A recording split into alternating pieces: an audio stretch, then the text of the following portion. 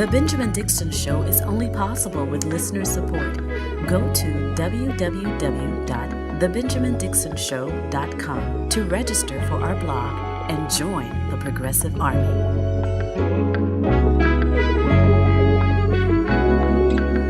Today is Friday, July 24th, 2020. Thanks so much for joining me. Just as a heads up, tonight at around 9 p.m. Eastern Standard Time, I will be streaming a tribute to Michael Brooks with all of the voicemails that I've been left over the last 3 days. There are so many voicemails, and they are amazing, and there were too many to put into my episodes. So we're going to do a special tribute tonight at 9 p.m. streaming live across all the platforms.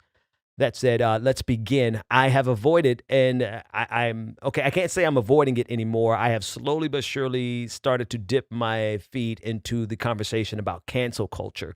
The reason I'm not putting a lot of energy into it is because I feel like we have to address the systems of oppression.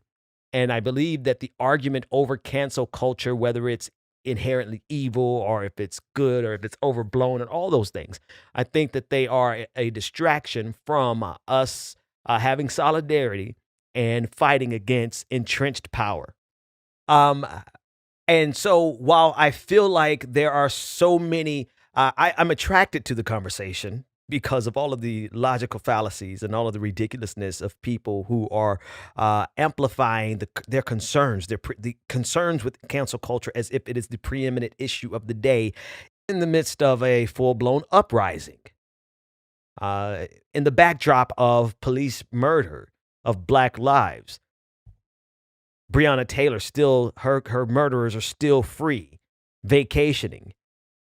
And so I feel, and then not only that, let me connect those dots, the dots between Black murder, the murder of Black people at the hands of the police department, solidarity with the people who are continuing to protest in cities like Portland, confronting the police state, which is the frontline defense for capitalism. So when people are discussing cancel culture and they are trying to draw everyone into a culture war discussion, it is itself a means of diluting this moment. And I think that's the extent to which I honestly only want to talk about this. The extent to which this conversation about cancel culture is a direct tool of powerful people to continue diluting a movement that had a level of solidarity like we haven't seen in decades. Enter in quasi-left-leaning people like Matt Taibbi from Rolling Stone, throw in people like everyone who signed the Harper's letter, throw in your usual suspects like some of my friends over at The Intercept, my friend Glenn Greenwald. We're still cool. We're still friends, but he's always a part of this conversation, along with all of his buddies, all of his journalists who work for him, like Zed Jelani or Zed Jelani. You throw in all these people who are ostensibly a part of a left-leaning movement. What does it mean to be left-leaning? Well, generally, we can summarize it by saying we want progress. We want human progress, and we want to alleviate human suffering generally wherever we find it. Now, that could be broken down in a lot of different ways, but that generally puts us in a broader category, a broad coalition that includes people like myself, people way further to the left than me, all the way over to people like some neoliberals, some. And in that coalition, we are finding people who claim to be on the side of progress, but they are the chief spokespeople for this anti-cancel culture movement. This movement that is trying to place in the national discourse as though it is the most important thing in this moment. And this is the only reason I'm talking about it. It's because you have people of journalistic influence who are trying to insert into the national discourse something that they believe is the preeminent issue, while we have some actual uprisings happening across this country. And to me, anyone who is distracting from the potential of this moment where we are confronting this system head on. And while I will grant you that some of the people who are protesting don't understand that they're not just protesting Donald Trump, they're actually protesting this entire system. They just haven't connected the dots yet. I get that there is a disconnect with some of those protesters, some of those moms out there. However, instead of using our time arguing about cancel culture, we could use this time to help move those people who think that they're only protesting Trump. We can help educate them and inform them even more and move them along their journey of radicalization towards somebody who understands fully that Donald Trump is an acute symptom of a chronic problem. We could have all hands on deck with all of the people who over the last 10, 20 years have been at various times on the front line of challenging this system, challenging American imperialism, challenging the police state, challenging the brutality of American capitalism. People who have been arguing and fighting for years, they could have been using this time to help solidify clarity in the minds of all the people who are doing the protesting. Like, we could have really been pounding the pavement with information. Part of any revolution, part of any uprising is information. And all of the people, so many of the people who are in the position to disseminate information about why this moment is important, why solidarity is so important, how it is that we connect Black lives to the police state, to capitalism, to American imperialism. There are so many people who are able to draw those connections, and instead of doing that, they're out here trying to make us talk about cancel culture. They're out here worried about some Karen of a journalist at the New York Times, Barry Weiss, whose work is not even worthy of our conversation, who probably, in terms of intellectual prowess, did not deserve to be at the New York Times, except for the fact that perhaps the New York Times is just not what it used to be. Right? I mean, they have us lifting up the problem of powerful people being challenged by less powerful people. And they're lifting that up as the preeminent concern of our day. And this is the only thing I want to talk about in terms of cancel culture. Because I think I've actually talked about this before, but it's hitting me again this morning. Powerful people do not want to be challenged in any way by less powerful people.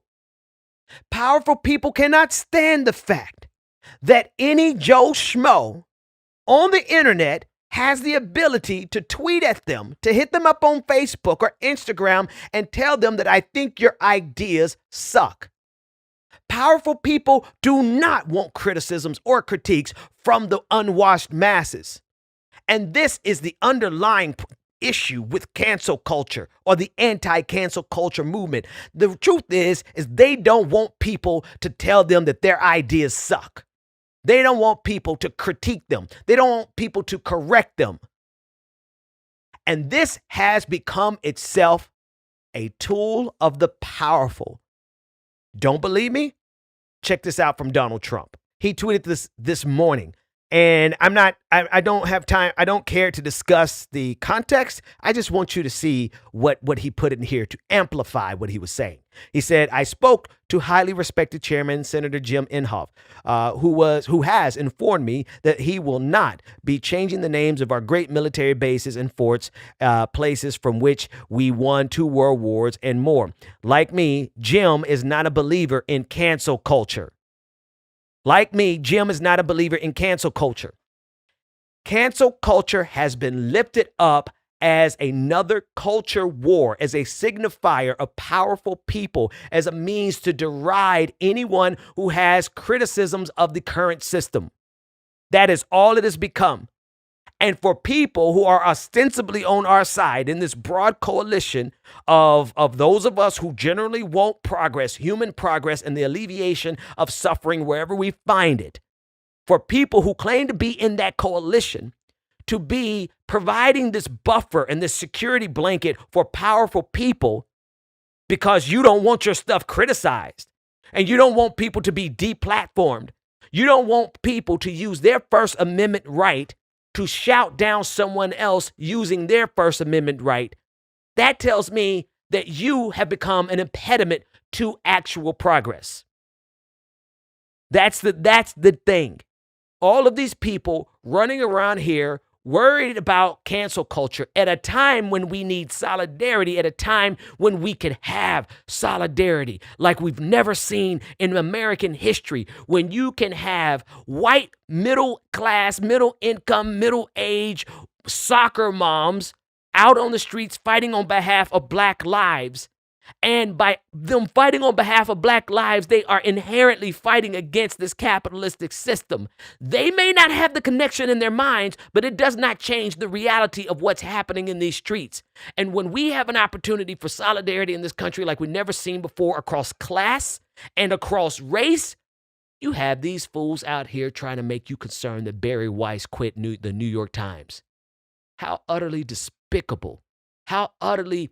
It tells me that you likely were never our ally. That's what it tells me.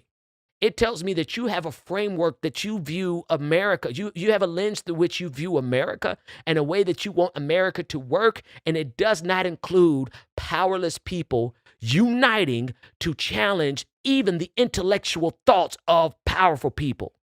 If you even want to call those things that they put out in the New York Times intellectual. There's so much false grievance, so much feigned grievance, so much pretend performative injury when it comes to these folks who are generally white, who are generally extremely wealthy, generally extremely influential. They have tremendous platforms. The New York Times is one of the biggest platforms that you could write for on the face of the planet. They have so much power and privilege that they have to feign oppression. They have to pretend like they have suffered injury and that these unwashed masses have gathered together on social media and have injured us. And we are so aggrieved and we can't even express our First Amendment rights. No, you can fully express your First Amendment rights, but you have no right to tell us that we cannot inform you that the shit you just said was the dumbest shit that we ever heard in the history of shit. Okay? That's not included in your First Amendment right. The ability to be above critique is not included in your First Amendment right. The ability to not be held responsible for what you said is not included in your First Amendment right. And anybody who is protecting people as if they have the ability to be above critique and reproach, then you have set yourself up in the seat of the oppressor, adjacent to the oppressor. You're providing cover for them. You're providing a firewall for them. Because they have power, economic and political power. They have journalistic power. They have reach. They have influence. They have everything that they need. And instead of them using their powers for good, they're using their powers to pretend as though they are aggrieved, like they have been injured. And they're drawing. And I don't really care about the fallaciousness, even though I just spent about 3 minutes breaking down the fallaciousness of this. I care about the absurdity that this is being thrown into the national conversation at a time when we should be solidifying our solidarity.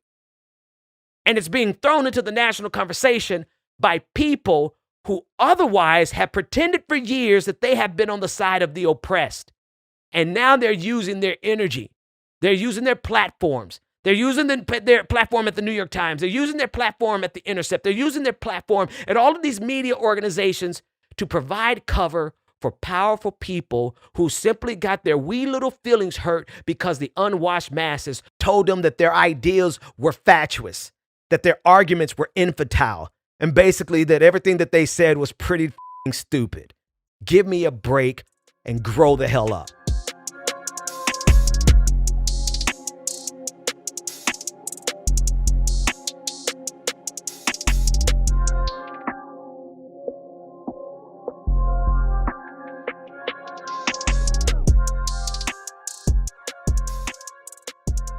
Yeah, I guess I'm waiting in it now. I guess. Damn it.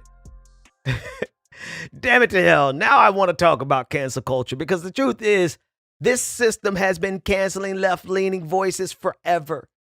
Any one of you, listen, you can't even be a neoliberal Democrat who doesn't want to even raise the taxes doesn't even want to institute a wealth tax.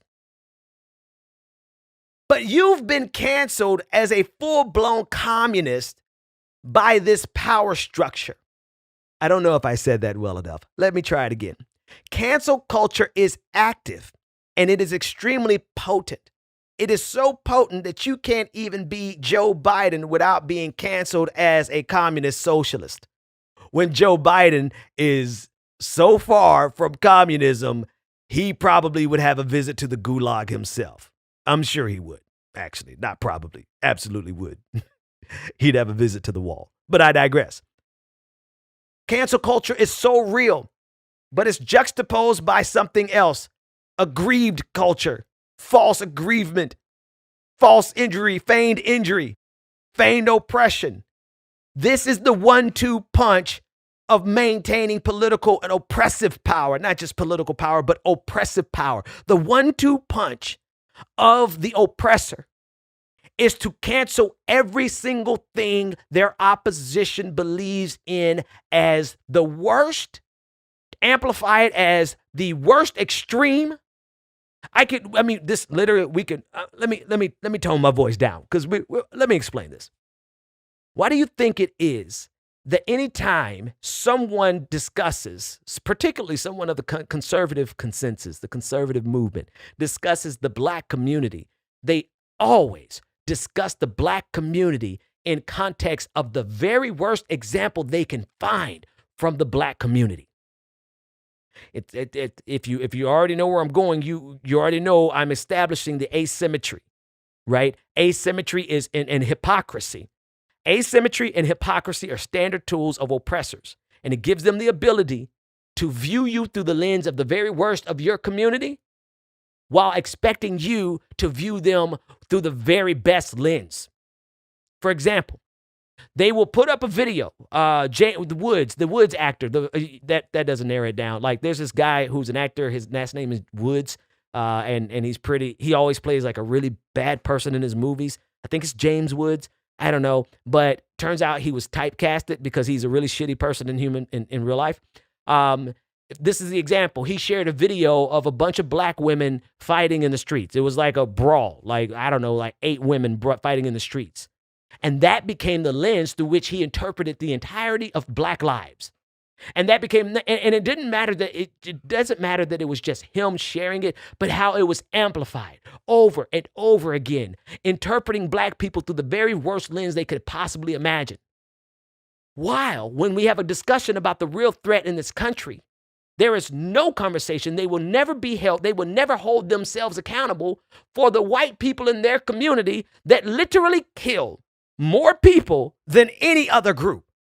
So the black community is judged by the very worst examples they can find of the black community, while simultaneously they will never allow themselves to be held accountable by the worst of their community, which is immeasurably worse than the worst of the black community. That is the standard operating procedure. That is analogous. It's not one-to-one, but it's kind of analogous to this cancel culture and aggrieved culture. They are going to cancel you no matter what. I have an example. Let me give you a specific example. This morning, the New York Times, David Brooks made the argument that there are no conservative intellectuals at universities. That across the country, there is a deficit. There's a lack. There's a shortcoming. Like he's making the argument that all of the of academia is liberal. When any of you who has spent any amount of time at any university knows that from top to bottom, from the dean down to the student aide, these institutions are conservative. They are so conservative that when you learn economic policy, the baseline, the starting point, the generally accepted principles of economic policies are right-wing economics. In some universities, at my university, they didn't even teach anything about communism or socialism. They outright rejected the conversation about it and dismissed it as communism has failed, so why would we teach it? Yet, it doesn't stop them from pretending as though they don't have a voice. That every school is liberal.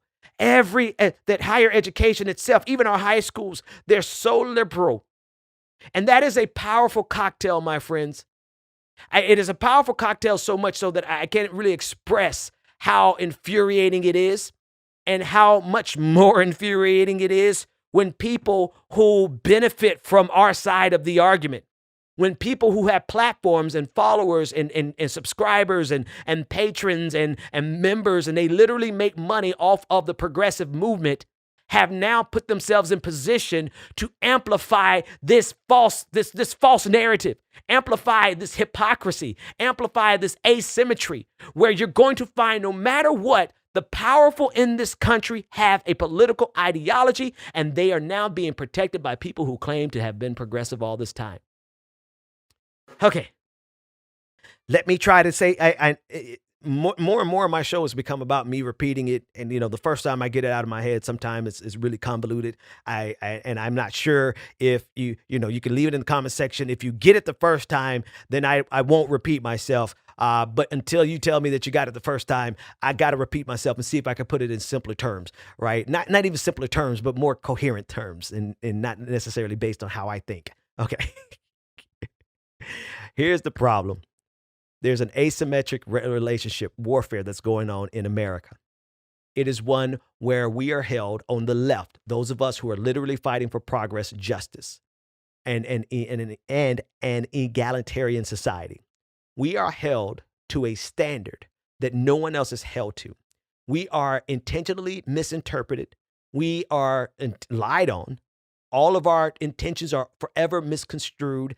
They give us no nuance. They will lend to us no nuance.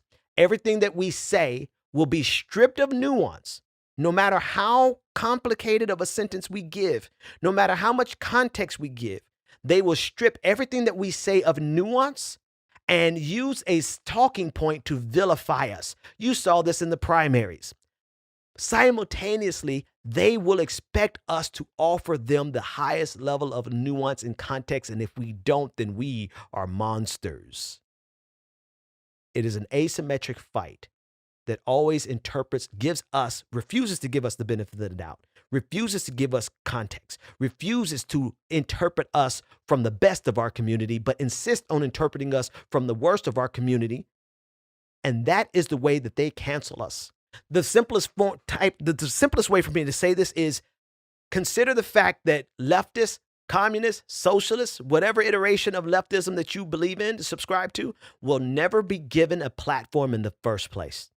You will not be offered an opportunity to write about your ideas in the New York Times. Simultaneously, they literally at the New York Times are crying because you actually had criticisms of what they did publish. It is gaslighting. It is an asymmetric warfare. It is the ultimate way. It is the ultimate cancellation and deplatforming, where you will never be heard in the first place. And if they even see one tweet from some one random person that they can use to vilify the entire movement, they would take that one tweet from user 2569 and they will amplify that tweet that has one follower, and they will use that as a way of vilifying the entire movement. Meanwhile, they feign as if they are the epitome of oppression in this country because the unwashed masses had the nerve to actually criticize their public work. If I were to break this down into bullet points, I guarantee you it is a framework that you can use to interpret every asymmetrical relationship that you are in, from your personal relationships to the relationship of the progressive movement to the Democratic Party. That same asymmetry is there. That same bad faith interpretation is there. That same gaslighting is there. Just we can go one step higher. The relationship between the Republican Party and the Democratic Party. You can take it one step higher and look at the systems level. It is the same relationship between capitalism and any other economic idea. There will always be an asymmetrical warfare between the powerful and the powerless, or the less powerful. And this is, if we were to create bullets of this, you would see that this is something that you can use to interpret every relationship between a person who holds the power and a person who is trying to get the boot of that powerful person off their neck. From your relationships to the global order. Pretty white TT. Pretty white TT. Pretty white TT. Pretty white TT. Pretty white TT. Yep. And so I guess this is what the episode is about: cancel culture. Not just so much cancel culture, but the manipulations that come from powerful people, man. I'm telling you, it is sickening. It is sickening to see the level of gaslighting that they engage in. And one of the problems that we have in terms of people who are of good faith, and it's not based on your political ideology. Let me establish this real quick. I've said it before. I'm going to say it again. We have bad faith actors on the left as well. I mean, we're seeing some of them now use their platforms to protect the powerful in some twisted name of progress. Like, that's a bad faith position. Okay. We have bad faith actors on the left, and there are bad faith actors clearly on the right. But there are some actors of good faith on the right too. I don't know who they are. I'm just believing. I'm just like speaking it by faith. There's got to be somebody over there who's actually trying to engage in good faith, and literally disagree on the interpretation of information. But we're not twisting that information to benefit our position. We're looking at the information, trying to get to the truth. There's got to be somebody on the right who's trying to get to the truth. I'm not going to hold my breath, but I just believe that they have to exist, because I know that everybody on our side is not good. And I don't use that to draw false equivalence. I use that as an alarm to alert you to the reality that there are some bad actors on our side. And they use these same tools of manipulation. They use these same tools, these bad faith they're bad faith actors with disingenuous intentions, and they use these same these gaslighting techniques. Okay, so anyway, let me get back to the point. The point is this: one of the problems with people of good faith, people like people who want to engage genuinely and get to the truth, is that we apply our morality, our sense of morality, and we apply it to someone else who has not earned that level of trust from us, right? And again, this could be applied from your personal relationship all the way to the systems level analysis. We have this default setting of giving people the benefit of the doubt and interpreting them with the same motivations that we have. And we look at someone, and because perhaps they present themselves a certain way, we think, oh, they're a good actor, and let's work with them, only to find out that they were a malevolent actor, to put it mildly. And the reason I'm bringing this up is because if you are a person of good faith, good conscience, good and genuine engagements, and you want to get to the truth, and you simply you want to use the truth to help other people progress, you want the progression of humanity, you want the alleviation of suffering wherever we find it, that type of person, what we have to start doing is just calling these people for what they are, and knowing it quicker, and stop giving these people the benefit of the doubt. It's counterintuitive. It really goes against our desire to give everyone the benefit of the doubt and give everyone a chance. But so many times when we do that, we lose time and significant resources because we have invested in basically, we've invested almost an entire year of our life trying to figure out if this was a good person in the first place. And I'm going to be honest with you. Your gut told you in the beginning. Your gut instinct told you in the beginning that this person was not a person of good faith. But you insisted on giving me, I insisted on giving them a good benefit of the doubt. And I know it goes against our general desire, but we have got to just understand that some people on this planet are evil. Some people on this planet mean you no good. Some people on this planet work as hard to prevent the truth from coming out as you work to get the truth out. Some people work as hard against justice as you work for justice. And if we continue to expend our energy trying to convince somebody like that, or an entire group of people like that, then we would have lost all of the progress, all of the time necessary that we needed to progress, and we would have wasted it on people who never intended in engaging in good faith with us in the first place. Go to www.patreon.com/The BPD Show and get twice the content and unfiltered interviews without any of the commercial interruptions. And here we go. At this point in every single episode, I'd like to take a minute to thank the people who make the show possible, our patron. Very special welcome to KMM. Thank you for becoming a patron. Teresa Luke, thank you for becoming a patron. Eric Rossi, hoo-hoo hullabaloo, thank you for becoming a patron. Pedro Carrera, thank you for becoming a patron. Now, wait a minute. Everybody just pop your... Dominique Burgess, but wait, there's more. That's actually the name of the person. Leah Weissman, thank you for becoming a patron. Rachel, Darius Reed, Jerry Crockwell, David and his sack of soy. Yeah, I said it. Jared Gordon and Jamie, thank you all for becoming patrons. You too can become a part of this prestigious and prodigious patron family by going to patreon.com/The BPD Show, where you get twice the content, uncut, unfiltered interviews, and you give me the ability to speak power to the powerless, whether the powerful like it or not. Welcome back to The Benjamin Dixon Show. Visit us online at thebenjamindixonshow.com.